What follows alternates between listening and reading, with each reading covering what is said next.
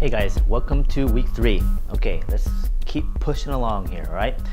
Week 2, we covered insects. Week 1, we were covering warm-ups and the basic approaches of Dynamic 1. So we're switching gears a little bit. We're still sticking with the organics. We'll be sticking with organics for this week and the following week, and then we're gonna switch it up. This week we will be at the Natural History Museum. So we're covering dinosaurs, bones, even birds. So let's see.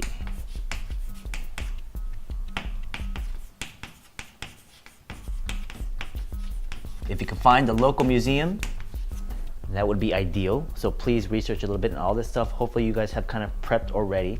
If you guys have issues about it, let me know ahead of time. The Natural History Museum, you should be able to find one locally at a bigger city. We'll have just a collection of stuff, and even if it's not dinosaurs, that's okay. You don't have to worry about it. If we can find a place that carries bone structure displays, and it could be, mammals. It could be modern day animals.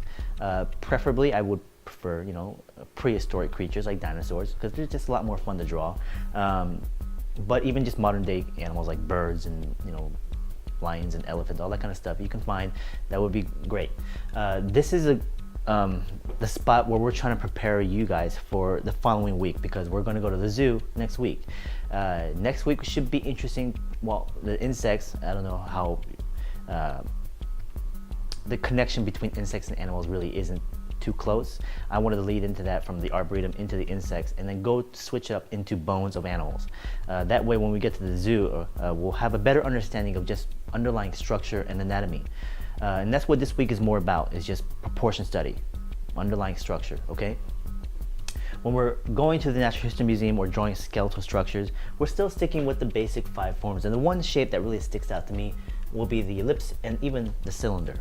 If you look at a bone, bones are actually very, very organic and have a lot of shapes and bumps and all that kind of stuff to them. We still have to learn how to simplify even these kinds of forms. Bones are actually a lot more complicated than you realize. If you look at a thing like a vertebrae or a spine or even a rib cage, lots of negative spaces and shapes, a lot of complexities and layers. This is where we have to really learn to kind of make things simplified and really vignette and indicate really well, okay? And so if you look at a bone structure, and this is the way I would start things, even just like a leg bone or arm bone. You just start with a cylinder, no matter what the length is. Now, before you even get to this shape, when you have an actual structure, let's say this is the rib cage of an animal, here's the front, here's the spine, here's the head, okay? And so I'll just draw in a general contour for the rib cage. But we got to get to the arm now. It's like, okay, do I want to just start drawing a cylinder? That's not what I would do. What I would do, just the line. Find that joint, just a line. That way we'll get proper proportion. Even with the spine, just the line, because we want to get length and proportion correct. And this is what can be really important for this week, is proportion, okay? If we can't get the proportion of the arms correct, if it's too short, way too long, we're not going to be able to make them look right. We can fudge things a little bit with insects and definitely with the plants, but once we start getting into things like animals in the zoo next week, and our proportion is off by even just a little bit, there's not going to be no reason to finish that sketch because you've already messed it up. So just drop it and move on. Even here for this week in particular, just make sure your accuracy and proportion is spot on before you even just start to get into things like line weights, shadows, and textures, okay? For this particular week, I just mentioned things like textures and shadows. That's all secondary. Keep that into the background. Only apply it if you know where you need to use it. Shapes, simple drawings is still crucial, okay? So this could have just been a line. We have bone-like shapes at the end of it, something organic. And add in your contours if you want to. And then now we can start to break the shape, because the bone is an organic form.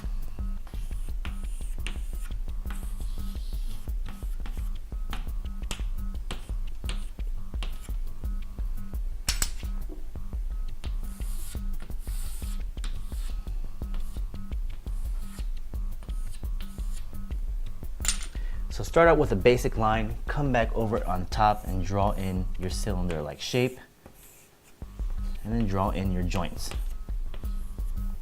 The simpler we can make this, the better.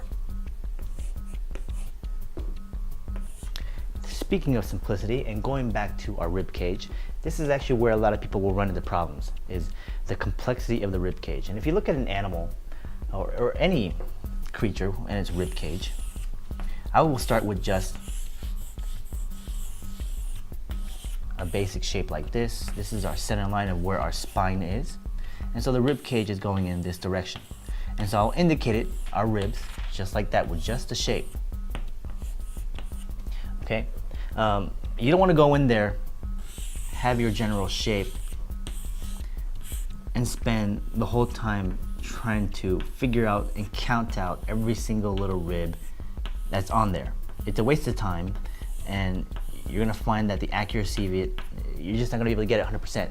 Okay, so make it easier for yourself by just indicating those ribs. Maybe you just indicate the first 2 or 3 ribs in front of it, and the rest of them are just a basic contour. So that could be, you know, where you focus in on the joint and how it connects with the spine. And then the rest of it is just a contour, okay? The other side of the rib is just as important because it's going in a different direction. Now, when you look at ribs in particular, and be very observant of the bones you're looking at, a lot of ribs do this. Here's from a side profile view, here's your vertebrae, your spine. Your ribs are coming down. Here's the overall shape, but if you look at a rib cage, there's a break in it. And so the rib, where it connects to the spine, will come down and actually have a joint. We humans have this as well. There's a section of a rib cage where it breaks. Why it does this is because we want compression in the rib cage. And so be observant of little things like that that are in bone structures, of how things twist, how they connect, how they have seams.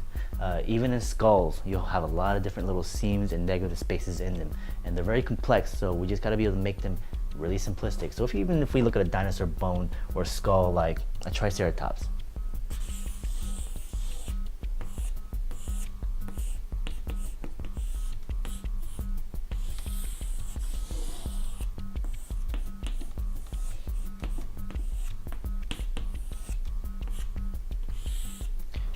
very simple shape, okay? I start out with just an ellipse, augmented forms of cubes and cylinders. Now I'm just gonna go back and add those details.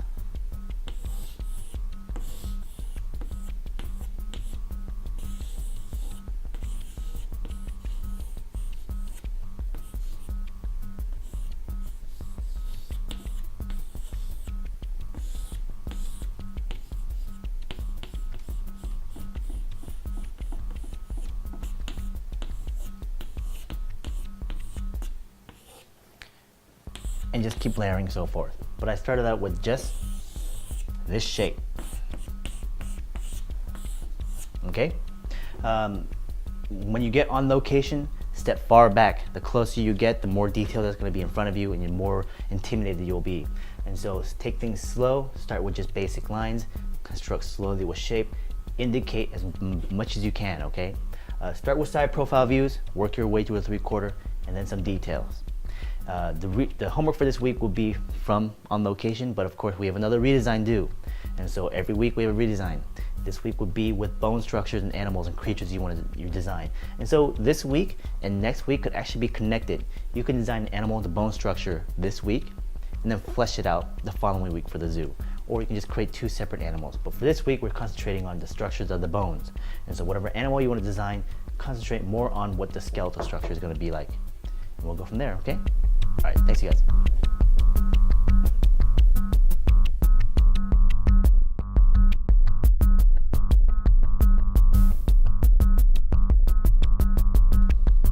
Hey guys, how's it going? Welcome to the Natural History Museum here in Los Angeles. This is a location that I like to come to very often, and I draw here all the time. There's a pretty brand new collection of dinosaur bones, a lot of the new displays they've put together recently and released just in 2012, and just kind of going to go through and give you guys a few demos of this location. And the first one I'm going to do is with Triceratops, and you saw a few images that I kind of brought up here, and we're just going to handle with 2, maybe 3 demos, most likely 3, Two of them will be of bone structures, and the third one might be another redesigned type of demo, or maybe, and actually, you know what? We're gonna go with some stuffed animals too, because this Natural History Museum not only has dinosaur bones or prehistoric animals, but they also have modern day animals as well. So we might handle a few live stuffed animals so that we can kind of transition into the zoo for the following week. So what we're doing right now is the Triceratops heads, and as you can see, we're starting out with a really simplistic form, just like we're doing with every other week. And I would suggest you guys do side thumbnails first, and then move into something like this with 3/4. Now again, I am drawing larger so you can see it better, but try to continue yourself and draw a much smaller scale. That way we can kind of avoid the details. Now the dinosaur bones this week will be the only thing that's going to really give you a lot of trouble is or any kind of bone structure in general. Remember, they don't have to be dinosaurs. They can be mammals or whatnot. It's just the complexity of how many bones there are.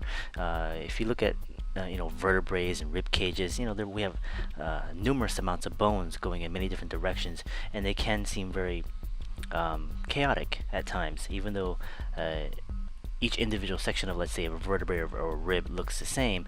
Still, the shapes are very extreme, and there's a lot of ins and outs and valleys and such. And so this will require a lot of control and streamlining of shapes. We're gonna have to really make a lot of design decisions of like what to leave out, what to keep in. And so last week with the insects, we had objects that were organic, but at the same time could be approached in a very mechanical way. But here we're going straight out organic. These bone structures, not a lot of them have straight lines, but I think that's where you're gonna have to kind of step in and do that, where if you keep things a little bit too organic, I think it makes it feel a little too squiggly, I guess. So giving a little bit of structure will help quite a bit. And so throw in some straights, throw in some geometric shapes or whatnot. Make it easier for you to draw. That way the interpretation will feel a lot more accurate, and so the proportions and everything will fit better. So I started out with the marker, simple shapes, built everything out, made those kinds of decisions of what proportions and how the shapes are going to fit together, and then from here, I'm going over with the pen, reinforcing a lot of the shapes that I drew and redrawing them. And so that's another issue, is like, okay, start with the marker, and just like always, just redraw all the shapes that you have. With much like the insects that we did prior with the bones, I like to give them a perspective kind of ground plane, so that's like the box of where the feet meet the ground. This can give you a nice general perspective of connecting the front legs to the back legs, and also being able to place an area for your cast shadow. So I'm placing the entire image on the page as well. Nothing is running off of it. Do be careful of how much space you're drawing with. Now I'm going into the rib cage right now, and I'm just doing it as an overall geometric shape, more of like a ballooned out cylinder, and I've added those contours to indicate the direction of the rib cages, placing down really simplistic feet.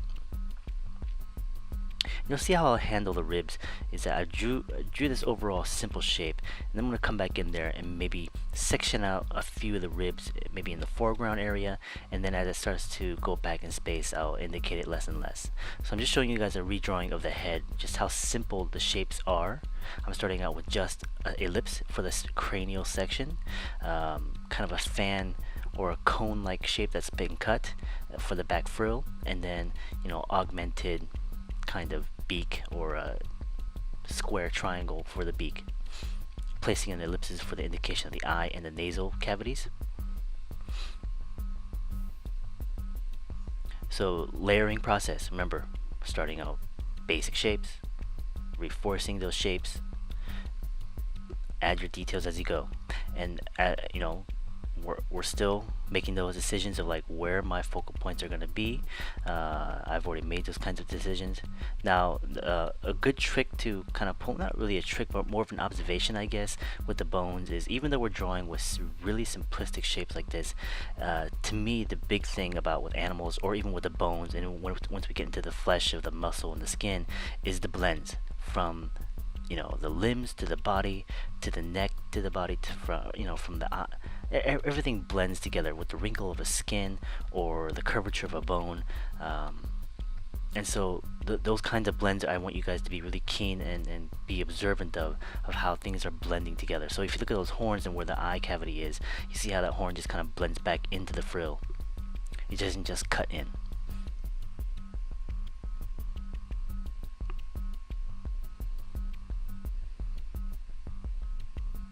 With the legs themselves, we're drawing much larger creatures here. We started out with the micro. Now we're going with the larger scale animals. With the insects, when we're drawing the legs, I still just used a basic line to get length and proportion. I would do the same thing, and I do the same thing for the legs of an animal. I'll draw a line first. Let's say for the skeletal bone structure, just draw a line, draw your cylinder on top of that, and then come back and find those blends. So as you see, I'm hitting with those vertebrae and the ribs, still just indicating the sections of them. I'm not counting them out. Now, just keep in mind of how much detail you're putting this, your stuff into this, because we can't spend too much time. I don't want you guys sitting there for, half an hour to an hour drawing this one thing. So move around as much as possible. This is our first on location.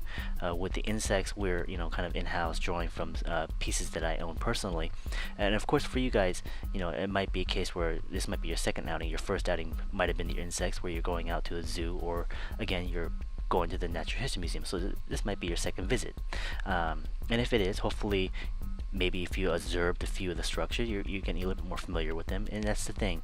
The more familiar you are with these shapes, the easier it will be for you to draw. So let's say your first time drawing this Triceratops, I'm sure it's going to be very, very complex, trying to get those proportions, and just the amount of detail in the bone structure themselves are going to be hard to really capture at first. But the more you do it, the more you understand those shapes, you'll get much better at it.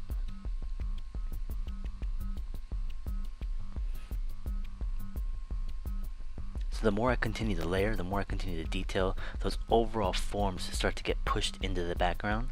The detail comes to the surface, and that's that layering effect, where more of that detail that gets sits on top, and the marker gets pushed back, the shapes get pushed back.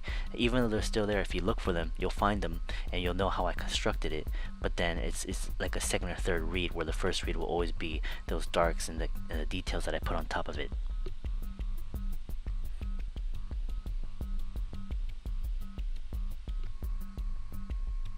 So now I'm going to start going into the darker values using my basic crosshatch.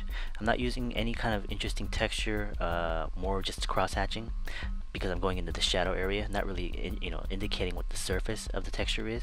It's very bony, obviously a hard surface, rock-like texture, because that's what they are. It's just bone. Well, not bone, but it used to be bone. But when they're under that much pressure in the earth, and you have millions of years of kind of fossilizing, what it is just rock that's left over. The organic material gets eaten away, and the rock is what takes its place. Now this particular Triceratops, if you look at the front, if you look at it from face front, it's very squished, very thin. A lot of this has to do with what I just said about the pressure. So when an animal dies and gets buried under feet of miles of rock and dirt and mud, it creates that pressure and presses down on the bones and flattens them out generally. And so when you dig up dinosaur bones, you have these giant slates, and you have the dinosaur in a position that's dead. So if you were to dig them out, these bones would be all crushed down. So a lot of these displays that are up actually probably don't represent exactly what those bones would have looked like when they were living. A lot of them were probably a lot more fuller, like I'm saying here. It looks very thin, where I'm sure the skull would have been filled out much thicker. But yeah, that's the reason. What you'll see with a lot of the bones from prehistoric times with dinosaurs is that a lot of the bone structures, especially the skulls, kind of collapse and get flattened out.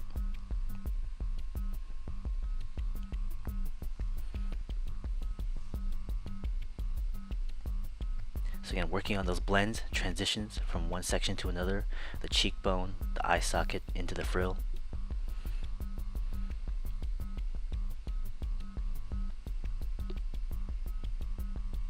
This particular dinosaur is very famous. I'm sure a lot of you guys know it. Its shapes, very distinct frill, the three horns. One of my favorites when I was growing up as a kid, for sure. And this is one of the things I actually, kind of wanted to do when I was growing up. From the age of 5, I was drawing, and I wanted to be a paleontologist. So I wanted to dig up bones like this stuff here and draw them, just like I'm doing now, and study these creatures. So not much has changed in the last 25 years.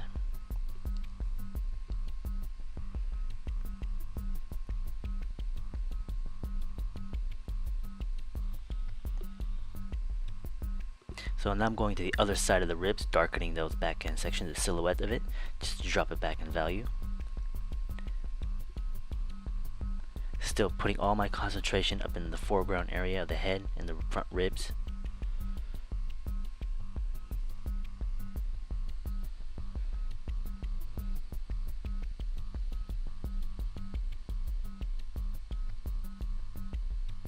And it's just a basic crosshatch. Again, the general rule is if you have a hard time kind of cross-hatching, follow your contours. If you have a particular shape that's a cylinder or ellipse, and you have your contours in a certain direction, just cross-hatch in the direction of your contours. If you have trouble just kind of indicating or placing in your own. Your first, sketches as you continue to draw should be very basic thumbnails, no detail, no shadow like I'm doing here. As you progress, and let's say your last 2 or 3 pages, you start to focus in on more of the details, then you can start to introduce a bit more of a texture and shadow aspect area, the aspect of it. But the initial few pages when you're just doing the studies should not be very detailed at all. It should just be shape oriented, and honestly, I'd rather see more of that.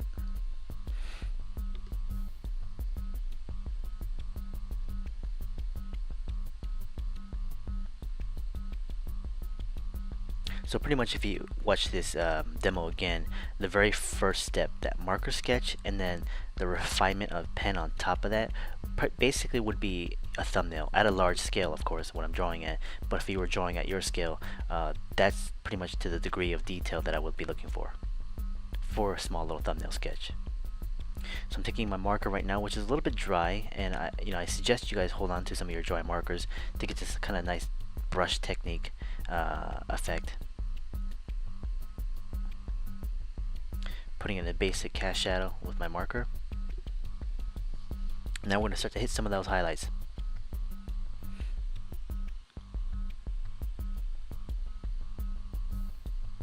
Remember, watch it with the white pen, please. Just keep it next to your core shadows. Just find your brightest highlights and just indicate those. And they should not be going all over.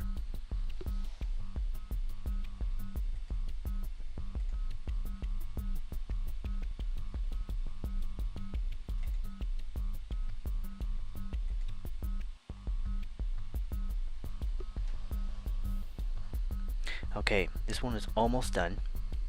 We're going to move on to another dinosaur after this.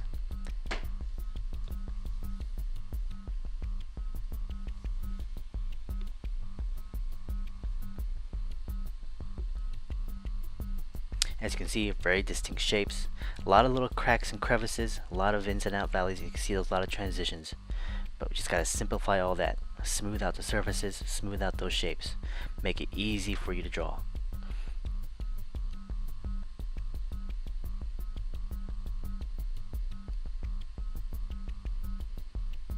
Now, a lot of students that I have do tend to make a lot of mistakes on the bone section of the class. A lot of the time, mainly because it comes down to proportion and trying to capture the overall shapes, and not over concentrating and focusing too much on the details of these things.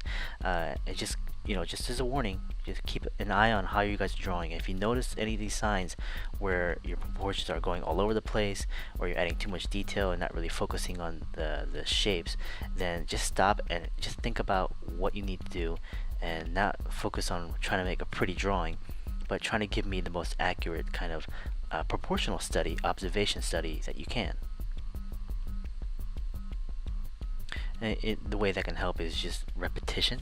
So if you stick with a particular shape or dinosaur or whatever animal that you're drawing, start to draw it, and even if you do mess up on it, make those mistakes that you've made, and if it's to a point where you can't save it, just stop and try it again. And so the repetition of doing things over and over again, repeating those shapes, trying to get it more to what you're seeing, is the ultimate goal. So there you go. Quick sketch, about 15 minutes. And this is a full from beginning to end. Now your thumbnail should be no more than a few minutes, okay? So here's the museum, a few shots of some of the things around in the location. Great displays. Hopefully you guys can get some interesting shots as well. Take your pictures as you go, so when you guys do start to draw, which is why I suggest you guys do thumbnails first, just take a picture of it, and if you want to add a little bit more detail or redraw it, then you'll have your photograph to kind of go off of. So this next demo we're going to try here is the T-Rex. Two of the big famous kind of dinosaurs we're starting out with here, which is the Triceratops and the Tyrannosaurus Rex. So from the Cretaceous period, these guys were very, very famous because you always see them in the movies or in statues, how they're just kind of fighting with each other. Of course, the T-Rex is the predator, and the Triceratops was the prey, I guess. The herbivore and the carnivore. As you can see, we're starting out with still really simplistic shapes. So just gonna observe this, what the initial steps that I'm doing here with the simple shapes, really basic line. And notice I'm not using a marker right now, just a pen. This should be your thumbnail to a smaller degree, which is about 2-3 inches big. And when I stop the overall shapes, I'll tell you that's how far you should take something.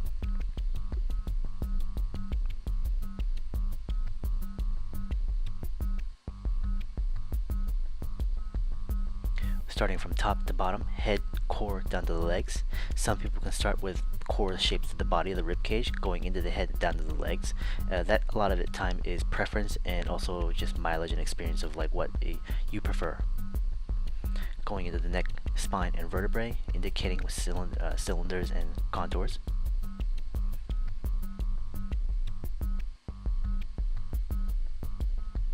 And make those adjustments as you go. And as you can see, I thought the head was a little bit too small, so I'm going to make my adjustment and make it bigger.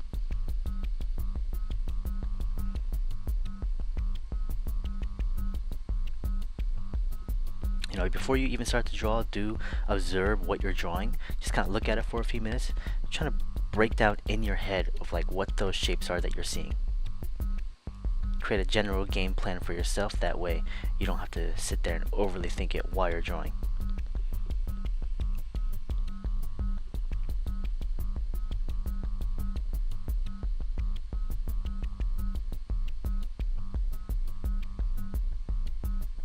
And the small arms of a T-Rex. Quite puny, but still actually very powerful and muscled.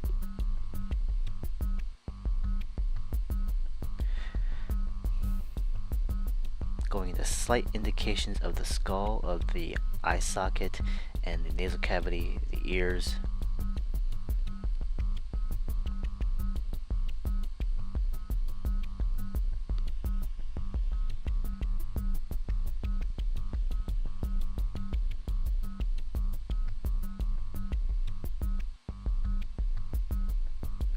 So pretty much right about here is what I would consider a thumbnail. If I was to draw this, again at a smaller scale of a 2 or 3 inch drawing, I would take it about this far and stop. This would be my thumbnail. Indications of shape of the skull, the spine, the rib cage, the legs, and the arms. Done. Move on. Try another dinosaur, another pose, or move in a different angle and try it again. That way also, if you have a smaller drawing, you have more space on your paper to draw the same animal from different angles, and just getting used to those shapes. And so that's how far I would take it, okay? I really observe that, look at your own drawings, and make sure you control yourself, have that self-discipline to say, this is my thumbnail, I don't want to take it any further than that, and just stop. So now I'm starting to get into the indications of small details of things like the teeth, the blends of the shapes of the skulls, how the cheekbones or the temples and such kind of blend into the actual skull work, and they're not just negative shapes or two-dimensional shapes that are on the skull.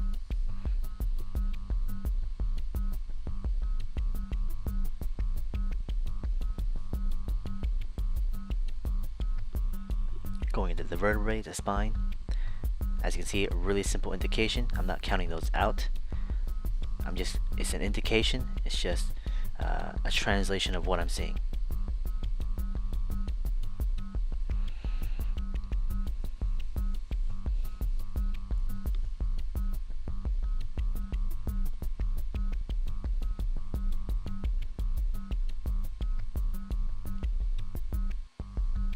And I am starting this from the pen from beginning. Something like this, I would suggest you guys to do marker drawings first. This is a difficult subject to tackle with straight pen because one mistake will always, obviously what can happen quite easily. So just build your confidence up to it, understand those shapes a bit better, and then start to try drawing straight in with the pen. The more confident you get, the more familiar you get, the less steps you'll have to do. There are certain things, even with me, where I'll teach something, where certain steps that I'll definitely want to show you guys, but eventually you'll get to a point where a lot of those steps you could do even in your head, and so you don't have to do them on paper because you already understand what you're trying to do. And so the less steps you have, the faster you get, the faster you can draw the drawing because you don't have to draw that step. And that's something you'll eventually get to the more you draw. And unfortunately, that does happen naturally. So a lot of the times, the demos that I'll do, I'll end up skipping a step without even me realizing it, and that's because usually I'm thinking a lot faster than I can draw, obviously.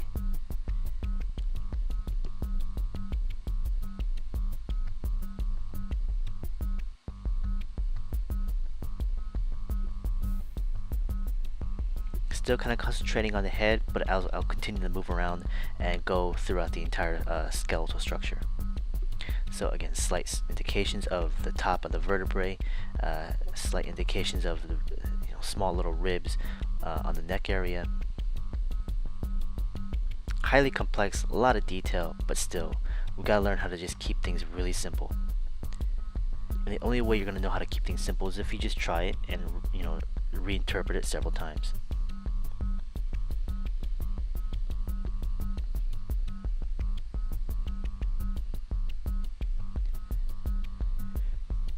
So this is the clavicle, going to somewhat of a scapula. Now, as you guys know, or hopefully you guys know, that the dinosaurs, were the ancestors of birds, and so modern day birds today are the evolution of dinosaurs. So a lot of their bone structures are very similar. The way the skull structures, the way their sockets are. A lot of dinosaurs had orbital bones, which birds do as well. Dinosaurs had hollow bones, which much like birds. The pelvic bone, the pubic bone of a dinosaur is reversed, much like a bird. And the way they walk, if you look at the large birds, much like ostriches or cassowaries, they're very dinosaur-like in terms of their structure and the way they walk. And so if you ever see an ostrich or an emu or a cassowary, that's pretty much what a dinosaur would look like walking around in terms of its walk cycle.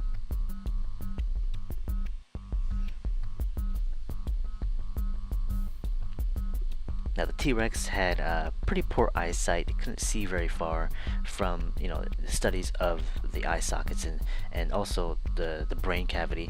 But the largest organ it had in its skull was of course its nasal cavity, is the olfactory zone, where it could smell. So the T-Rex could definitely hunt through smell mostly. Which kind of indicated that it might have been a scavenger more than a hunter, and so it would wait for dead prey, and they could sniff it out and smell it and go after it. But that's again all theory.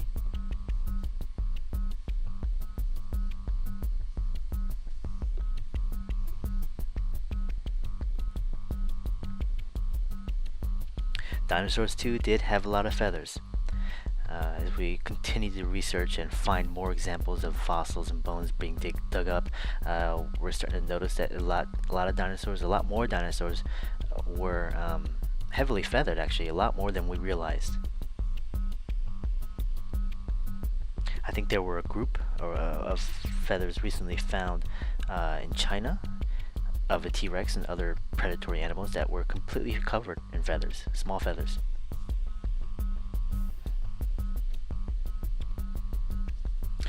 Right now I've kind of overly finished the overall sketch of the blends of the bones and refining those shapes. Now I'm just starting to indicate those darks and grouping those values together. So when you guys do start to go into some of your darks, your shadows, core shadows, and cast shadows, really pick and choose what you want to indicate in shadow. Don't do it through the entire sketch. Really control your focal points and just group your values together. Basically 3 tiers of values were always good. The whites, highlights, the medium, which could be the paper, and the darks, which are the darkest dark of your pen, which is the shadow areas.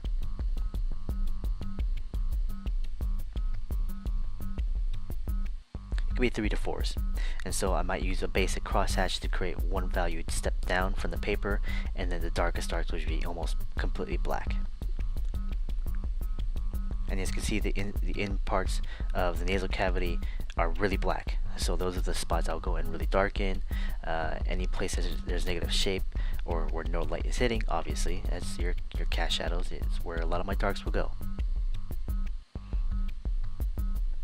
I like to go back and start to create, a stronger silhouette where I'll use a thicker line, thick and thin lines to, really kind of pop that shape off that paper.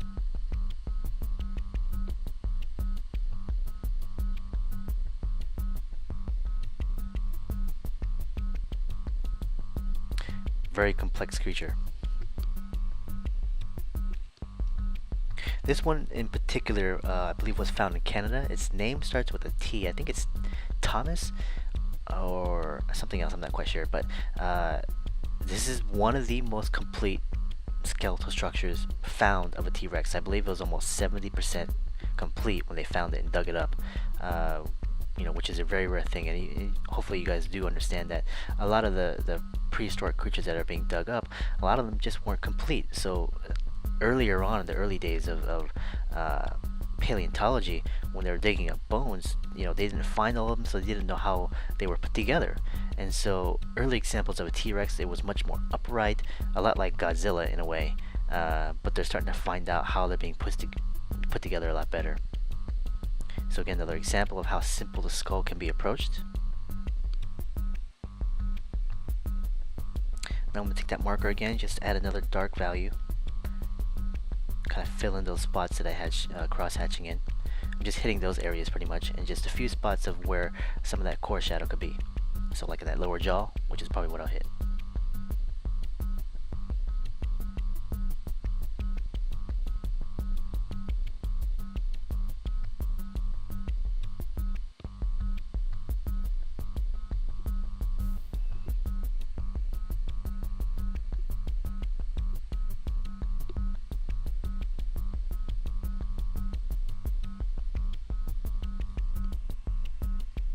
A lot of times I like to indicate a lot of the shadow throughout the entire sketch, but the focal point still is the higher contrast of the pen. The darkness is still up in the skull area, and of course the highlights will go only in the head area.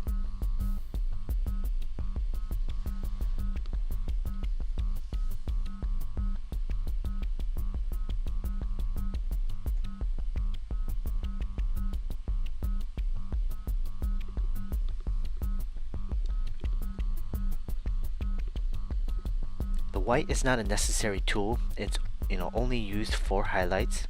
I like to use it because it does help pop some of those shapes, create a nice interesting kind of form to help it turn, but just understand that it's still just like icing on a cake. It's not necessary, but every single drawing that you guys do doesn't have to have that white pen.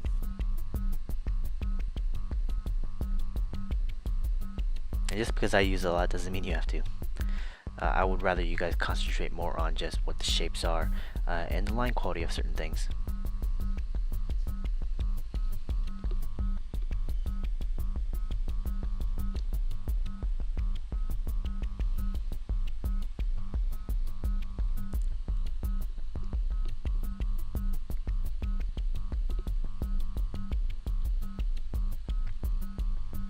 Okay, almost done with this one as well. I hit a few more spots.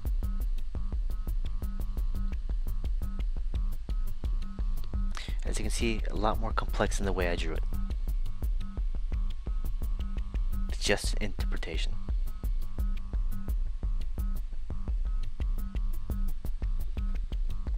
After you use the white, it's also a good idea to kind of go back and reinforce the lines in case you drew over them with the white pen. The biggest mistake I think people make is they heavily use that white on top of their line drawing, and it hides a lot of it, and so you can't see the form, and all you see is this white mess. And so let it dry and just come back over with the pen and redraw on top of it.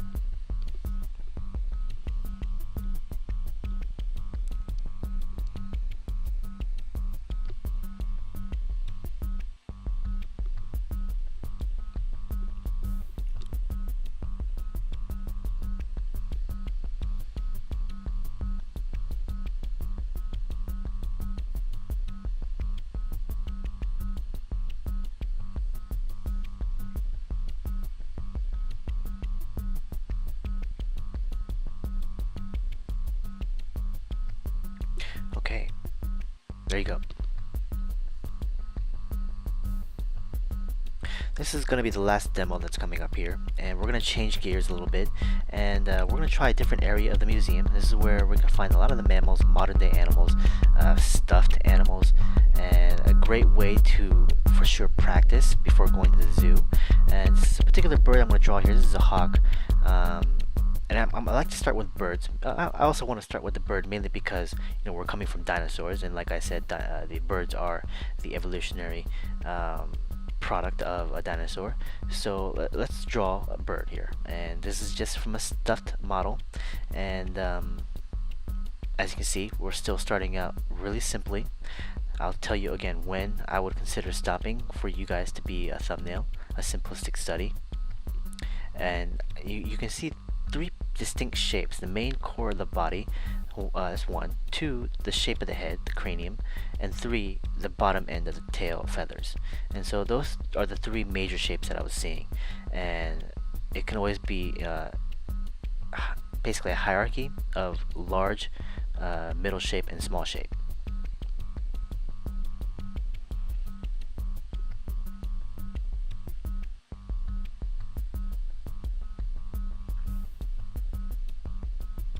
Just going back over those shapes that I had, connecting them, finding those blends.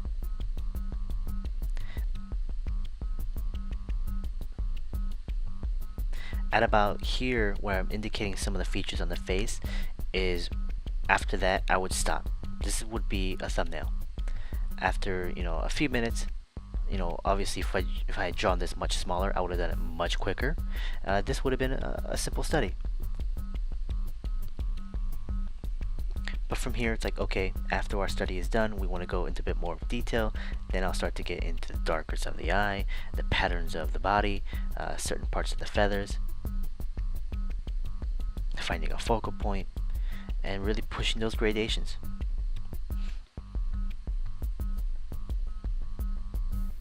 It's a beautiful bird. Very distinct patterning, nice little crest, and lots of color too. So as you guys continue to draw, please call out, add notes, much like we did with the insects. Just kind of describe what you're seeing, describe the colors, describe the texture, whatever. Just kind of information that you can always use later on.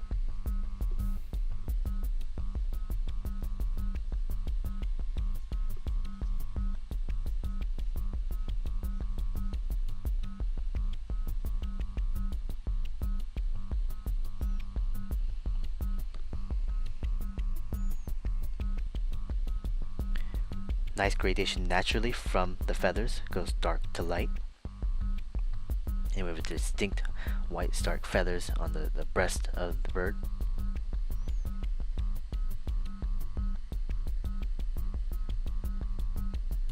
And I'm just still using a really basic crosshatch. We can go in there. I think you could for sure, or anybody could. There was a distinct patterning on the breast and the back and the side feathers of the bird itself, so I could have used a particular texture for it, but for the sake of speed, I'll probably end up just using a basic cross-hatching.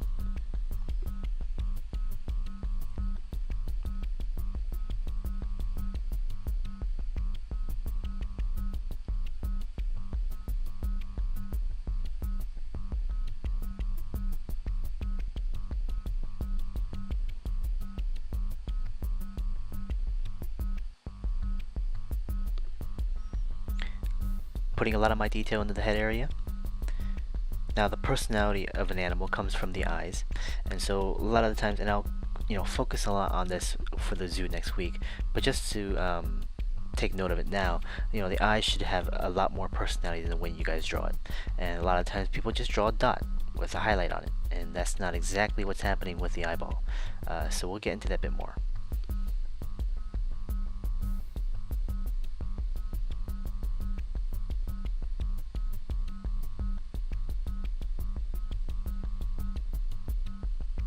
Figuring out the legs and the patterning, going down into the branch where it's perching, and I might consider drawing out a little bit of the environment as well.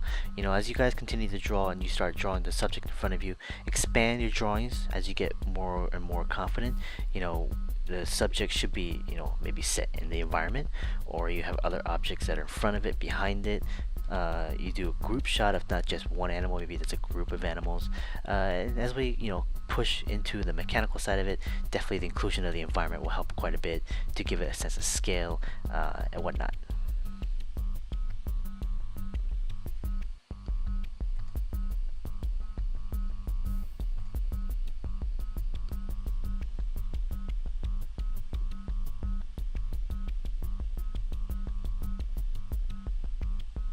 Let's darken up the value of the feathers just a little bit.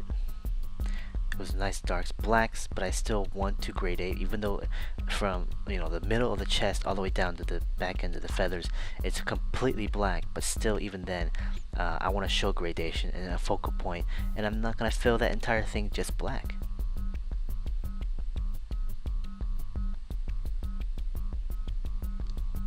I'm making that decision, saying the halfway point of where the chest is where the dark part of the feather, because as you can see all the way down it's just black, but I'm just going to keep that a lighter value so that the focal point is still just up at the top.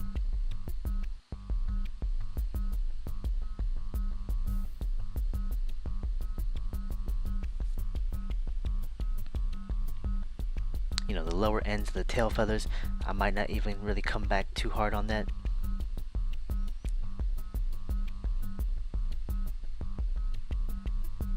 Try not to be overly sketchy, try to find that short stroke and hit it really hard.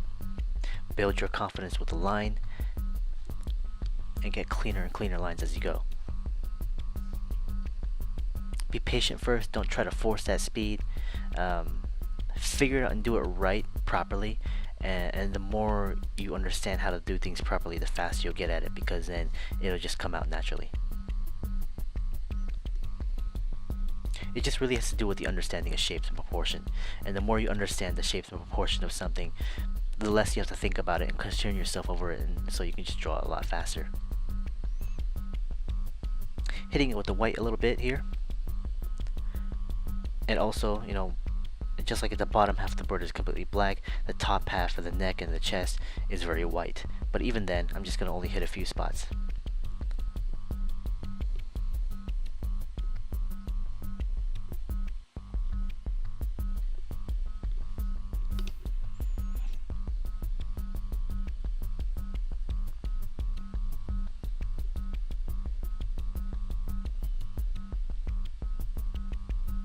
Okay, a few more minutes on this one and we should finish it off. So the homework for this week would be 6 pages of skeletal structures. If you have animals, modern day animals that are on display of stuffed, you can also tackle a few of those. It'll be 6 pages minimum, and first 2-3 pages should be thumbnails, side view, go in the 3/4, no heavy detail until the very end, maybe the last page or two, and really just control yourself of learning basic shape and proportion first, and then building up to learning how to indicate those details. The more pages you have, obviously, then you can create more drawings, and really in the end it's all about the mileage of creating a lot of drawings. On top of that, I do want to see, of course, another redesign, and the redesign will consist of you creating a creature, the skeletal design of the creature. Now this can connect to next week into the zoo, and if you want to have those two animals or these two projects connect, you can. However, it doesn't have to. You can create one creature for this bone studies, and then do something completely different when we go to the zoo next week. But for this week, the design of the creature itself is just the skeletal structure. Okay, Now, it can be prehistoric in nature, it can be modern day, it can be fantasy, it can be mythology, whatever, but still bone structure, okay? Getting interesting proportions, an interesting creature off of that. Okay, this is pretty much done. Good luck with you guys, and if you have any issues, do let me know, and I look forward to talking with you more, okay?